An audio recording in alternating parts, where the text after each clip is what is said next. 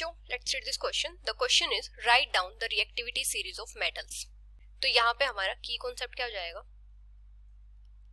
अगर हम बात करें रिएक्टिविटी सीरीज की, तो रिएक्टिविटी सीरीज क्या होती है?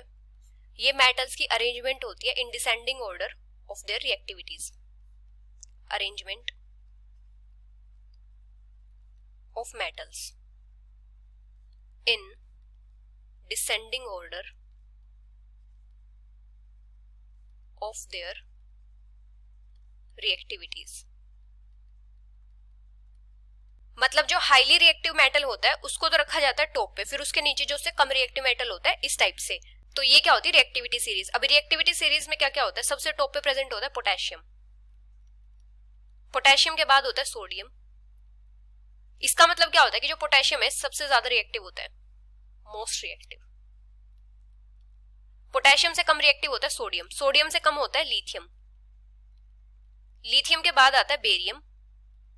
बेरियम के बाद आता है स्ट्रोंशियम. स्ट्रोंशियम के बाद आता है कैल्शियम. कैल्शियम के बाद मैग्नीशियम. मैग्नीशियम के बाद आता है एल्यूमिनियम. मतलब जो हाईली रिएक्टिव मेटल्स होते हैं वो वाटर के साथ भी रिएक्ट कर सकते हैं और वो सबके साथ रिएक्ट कर सकते हैं. फिर उसके बाद क्या होता है, जैसे उनसे जो कम रिएक्टिव मेटल होते हैं वो क्या करते हैं? वाटर के साथ रिएक्ट नहीं करते, वो सिर्फ एसिड्स के साथ रिएक्ट करते हैं, इस टाइप से. अभी एल्यूमिनियम के बाद आता है मैंगनीज. मैंगनीज के बाद आता है जिंक. जिंक के बाद क्रोमियम. क्रोमियम के बाद आता है आयरन. आयरन के बाद आता है कैडमियम. कैडमियम से नीचे कोबाल्ट. कोबाल्ट से नीचे निकल.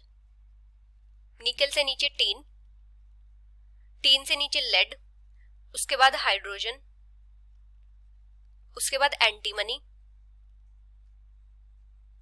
उसके बाद बिस्मिथ. उसके बाद कॉपर. उसके बाद मरकरी. मरकरी के बाद आता है सिल्वर.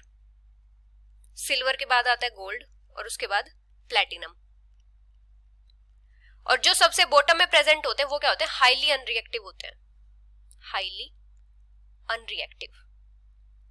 और क्या होता है? जो हाईली रिएक्टिव मेटल होता है वो उससे कम रिएक्टिव मेटल को डिस्प्लेस कर देता है उसके कंपाउंड से. जो ज्यादा रिएक्टिव मेटल होता है, more reactive metal displaces the less reactive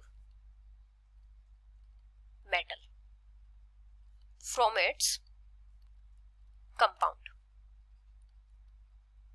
तो इस टाइप से ये रिएक्टिविटी सीरीज होती है. So this is the final answer. Hope you understood it well. Best of luck.